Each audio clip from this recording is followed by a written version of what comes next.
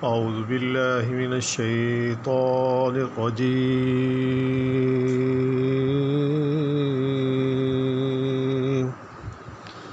بسم الله الرحمن الرحيم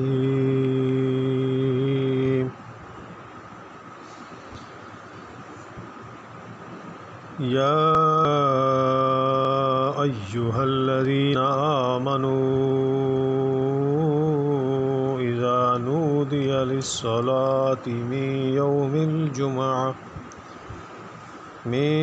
يوم الجمعة فاسعوا إلى ذكر الله وذروا البيع ذلكم خير لكم إن كنتم تعلمون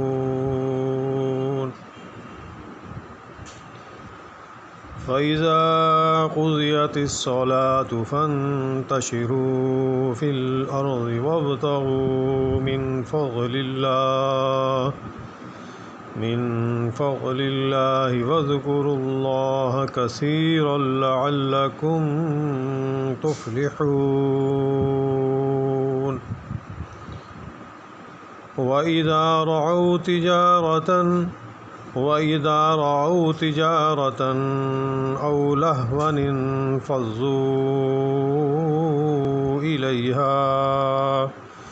إليها وتركوك قائما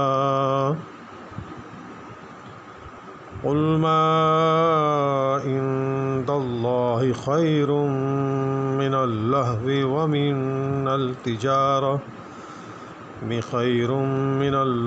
ومن التجارة والله خير الرازقين۔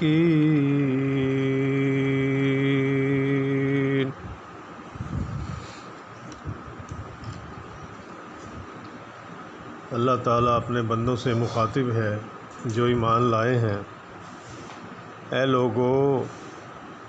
اے وہ لوگو جو ایمان لائے ہو، جمعے کے دن نماز کی اذان دی جائے تو تم اللہ کے ذکر کی طرف دوڑ پڑو اور خرید و فروخت چھوڑ دو، یہ تمہارے حق میں بہت ہی بہتر ہے اگر تم جانتے ہو۔ پھر جب نماز ہو چکے تو زمین میں پھیل جاؤ اور اللہ کا فضل تلاش کرو اور بکثرت اللہ کا ذکر کیا کرو تاکہ تم فلاح پا جاؤ،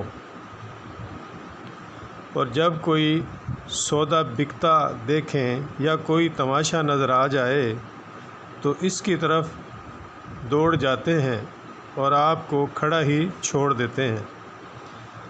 آپ کہہ دیجئے کہ اللہ کے پاس جو ہے وہ کھیل و تجارت میں نہیں ہے، بہترین روزی رساں ہے۔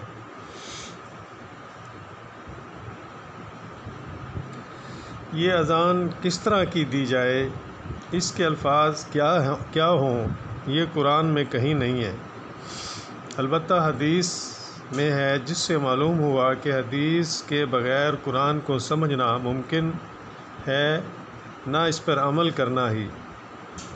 جمعے کو اس لیے کہتے ہیں کہ اس دن اللہ تعالیٰ ہر چیز کی پیدائش سے فارغ ہو گیا تھا، یوں گویا تم مخلوقات کا اس دن اجتماع ہو گیا، یا نماز کے لیے لوگوں کا اجتماع ہوتا ہے، اس بنا پر کہتے ہیں فَأَسْعُوا کا مطلب یہ نہیں کہ دوڑ کر آؤ، بلکہ یہ ہے کہ اذان کے فوراً بعد آ جاؤ اور کاروبار بند کر دو، کیونکہ نماز کے لیے دوڑ کر آنا ممنوع ہے۔ وقار اور سکینت کے ساتھ آنے کی تاکید کی گئی ہے۔ بعض حضرات نے ذراع البیع خرید و فروخت چھوڑ دو، اس سے استدلال کیا ہے کہ جمعہ صرف شہریوں پر فرض ہے، اہل دیہات پر نہیں، کیونکہ کاروبار اور خرید و فروخت شہروں میں ہی ہوتی ہے، دیہاتوں میں نہیں۔ حالانکہ اول تو دنیا میں کوئی گاؤں ایسا نہیں جہاں خرید و فروخت اور کاروبار نہ ہوتا ہو، اس لیے یہ دعویٰ ہی خلاف واقعہ ہے۔ دوسرا، بیع اور کاروبار سے مطلب دنیا کے مشاغل ہیں، وہ جیسے بھی اور جس قسم کے بھی ہوں، اذان جمعہ کے بعد انہیں ترک کر دیا جائے۔ کیا اہل دیہات کے مشاغل دنیا نہیں ہوتے؟ کیا کھیتی باڑی، کاروبار اور مشاغل دنیا سے مختلف چیز ہے؟ اس سے مراد کاروبار اور تجارت ہے، یعنی نماز جمعہ سے فارغ ہو کر تم اپنے اپنے کاروبار اور دنیا کے مشاغل میں مصروف ہو جاؤ۔ مقصد اس امر کی وضاحت ہے کہ جمعے کے دن کاروبار بند رکھنے کی ضرورت نہیں، صرف نماز کے وقت ایسا کرنا ضروری ہے۔ ایک مرتبہ نبی کریم صلی اللہ علیہ وسلم جمعے کا خطبہ ارشاد فرما رہے تھے، ایک قافلہ آ گیا، لوگوں کو پتہ چلا تو خطبہ چھوڑ کر باہر خرید و فروخت کے لیے چلے گئے، کہیں سامان فروخت ختم نہ ہو جائے۔ صرف 12 آدمی مسجد میں رہ گئے، جس پر یہ آیت نازل ہوئی۔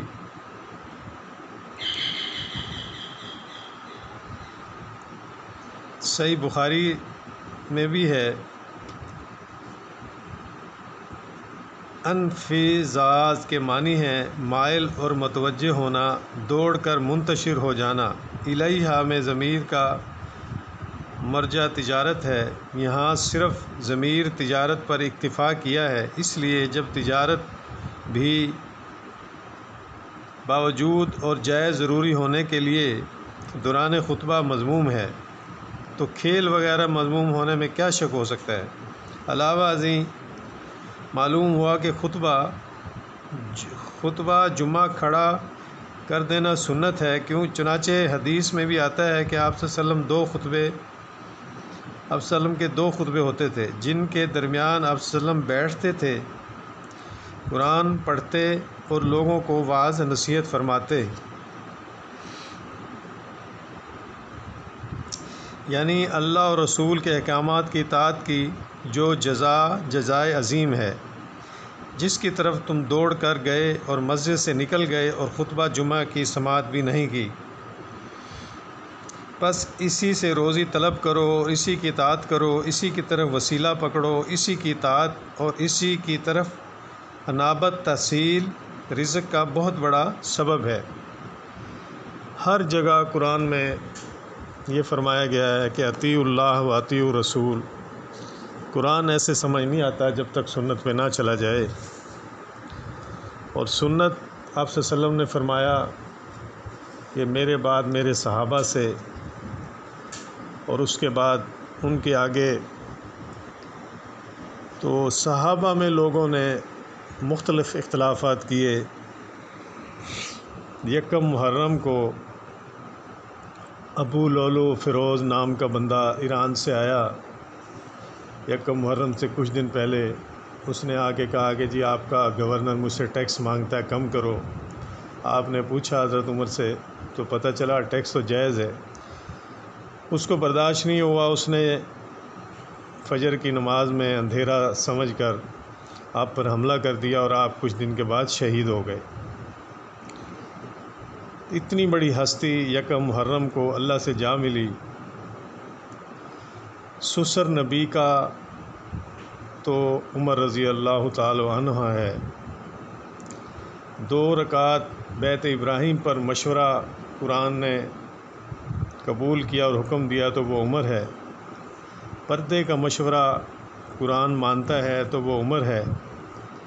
بیت اللہ پر پہلی نماز پڑھی گئی تو وہ عمر ہے، یہ حکم سے پڑھی گئی۔ شیطان راستہ چھوڑ دیتا ہے تو وہ عمر ہے، حضرت رضی اللہ تعالی عنہ۔ بدر کے قیدیوں کی سزا کا مشورہ قرآن مانتا ہے تو وہ حضرت عمر ہے، رضی اللہ تعالی عنہ۔ فلسطین فتح کیا تو وہ عمر ہے۔ 17 پیوند قمیض پر لگائے تو وہ عمر ہے۔ بیٹے کو زنا کی سزا 100 کوڑے مارے تو وہ عمر ہے۔ بیٹے کا اونٹ پکڑ کر جرمانہ کیا تو وہ عمر ہے، حجر اسود سے مخاطب ہے تو وہ عمر ہے، میرا نبی آپ صلی اللہ علیہ وسلم کو بوسہ دیتا ہے تو میں اس لیے بوسہ دے رہا ہوں۔ صحابہ کرام رضی اللہ تعالیٰ عنہ کو سمجھایا، جس کو نبی کے دور، جس کو نبی روکے باقی سب چلے جائیں، قرآن مانتا ہے وہ عمر ہے، حضرت عائشہ سے اجازت مانگتا ہے دفن ہونے کے لیے روضہ رسول میں تو وہ عمر ہے، گورنر سے بدلہ لے کر دیا سائل کو تھپڑ کا وہ عمر ہے، 3 کروڑ درہم تنخواہ دینے والا وہ عمر ہے، 22 لاکھ مربع میل حکومت کرنے والا وہ عمر ہے، جو نمک اور مرچ سے روٹی کھا رہا بیٹھ کے، وہ منافق جو نبی صلی اللہ علیہ وسلم سے فیصلہ کروا کے آیا، دوبارہ فیصلہ کروانے کے عمر نے سر اتار دیا، قرآن مانتا ہے وہ عمر ہے، ابو جہل یا عمر دونوں میں سے ایک اللہ تعالیٰ نے، اللہ کے رسول نے مانگا کہ ایک کو مسلمان کر دے، اللہ کے نبی کی دعا وہ عمر ہے، تو آج ہم نے اس کو بلا دیا، اس کی سنتوں کو بلا دیا، اس کے احکامات کو بلا دیا، آج ملک دیکھ لو کدھر کھڑا ہوا ہے۔